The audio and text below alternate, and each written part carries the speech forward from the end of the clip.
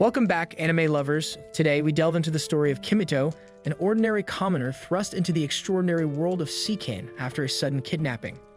As he steps foot into this prestigious institution, Kimito quickly realizes the stark detachment the girls here have from the outside world.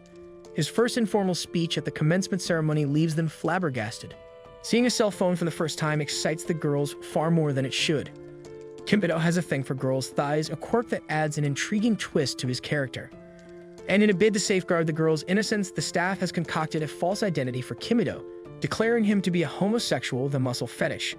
How will Kimito navigate this labyrinth of deception while trying to maintain his true identity?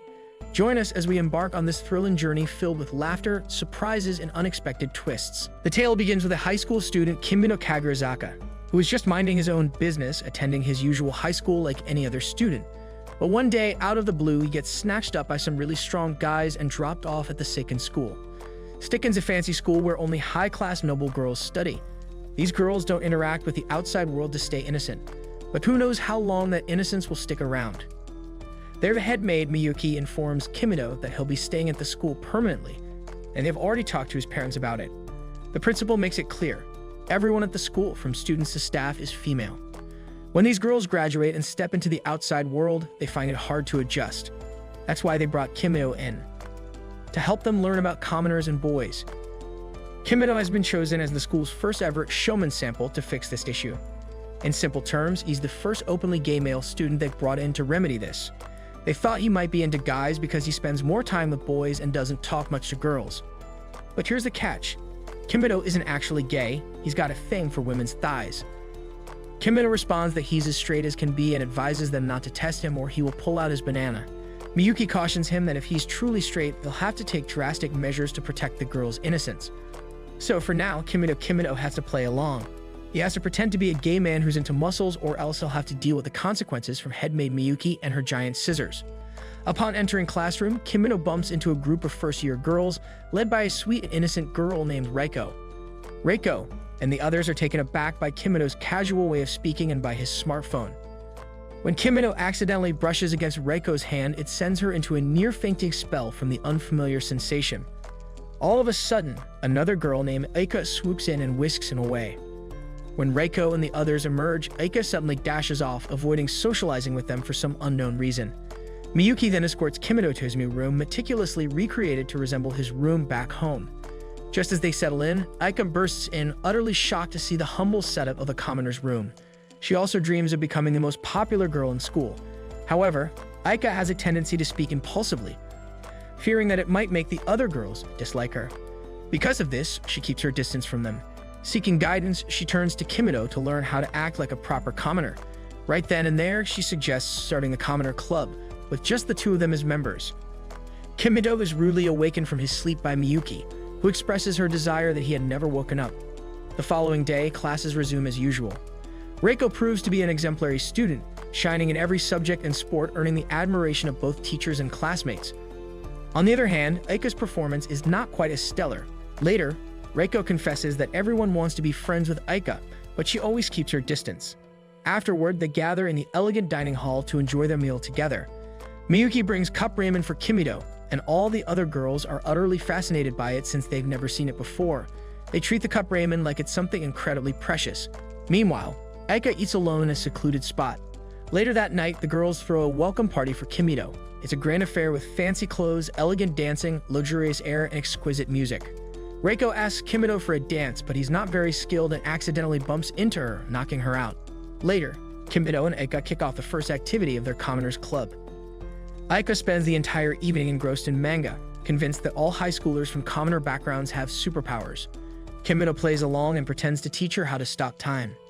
He stays perfectly still, leading Aika to believe him, and she acts quite childishly, even lifting her skirt in front of him. She's on the verge of kissing him when Kimito puts an end to the charade, earning himself a punch from Aika. That night, as Reiko steps out of her bath, she coincidentally runs into Kimito. Kimito dashes off, leaving Reiko to start developing feelings for him. She begins daydreaming in the middle of class, eagerly anticipating her future marriage to him. One day, Kimito notices a girl named Hakua scribbling on the ground. Suddenly, she starts taking off her clothes, which surprises Kimito. He quickly takes Hakua to a safe place back in his room where he puts her clothes on her and feeds her. Suddenly, she starts scribbling again while taking off her clothes.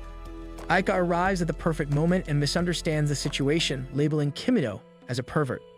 Later, he escorts Hakua back to her lab where her maid discloses Hakua's remarkable intellect.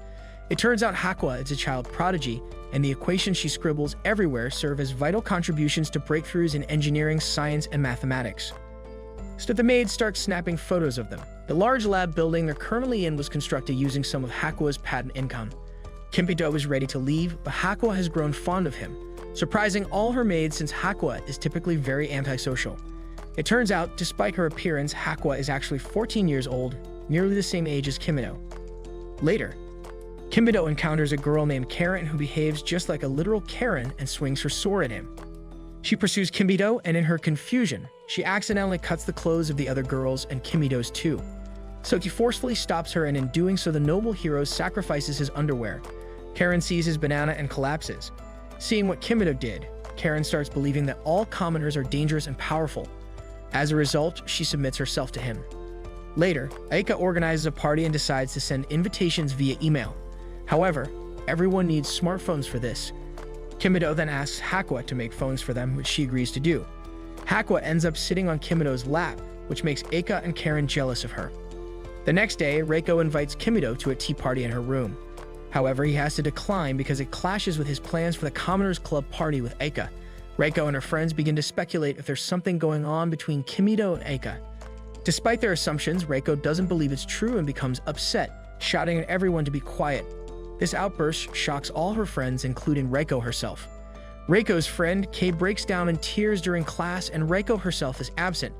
Aika suggests using her party as an opportunity for Reiko and Ka to reconcile. Thus, they start the after-school Commoner Experience party, where these elite girls can partake in activities typical of commoner girls on a daily basis. Kimito presents Reiko, dressed like an ordinary girl, speaking in modern slang and using a smartphone. Everyone is astonished by Reiko's transformation.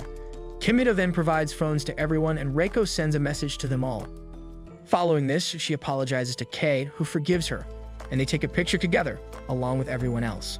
Later, Reiko expresses her gratitude to Kimito for organizing such a fantastic event for her. But he reveals that Aika is the one who orchestrated the entire event because she wanted to foster better relationships with all the girls. However, she allowed Reiko to take credit for it because she believed Reiko needed it more. Reiko becomes emotional and rushes to Kimito's room, where she finds Aika reading a manga. She confronts Aika, calling her a deceitful person, and they get into a heated argument. Reiko is upset because she always felt guilty about Aika's absence without understanding the true reasons behind it. Reiko is also upset because she notices Aika spending a lot of intimate time with Kimito. Conversely, Aika is frustrated by how effortlessly loved Reiko is by everyone. Meanwhile, Kimito is preoccupied with admiring their beautiful thighs. Later, Hakua and Karen come forward and submit their applications to join the Commoners Club. Reiko also submits her application. Aika opposes it, leading to tensions escalating and almost resulting in another fight. Miyuki walks in on all the girls gathered in Kimito's room. She brandishes huge scissors, threatening to cut off his little sausage. However, Kimito quickly produces pictures of attractive men, declaring that he's a croissant, not a baguette. And that wraps up the exciting recap of the Shomin sample. Don't forget to subscribe to our channel for more thrilling updates.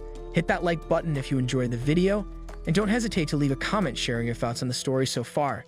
Stay tuned for the next episode, and until then, keep exploring the fascinating world of anime with us.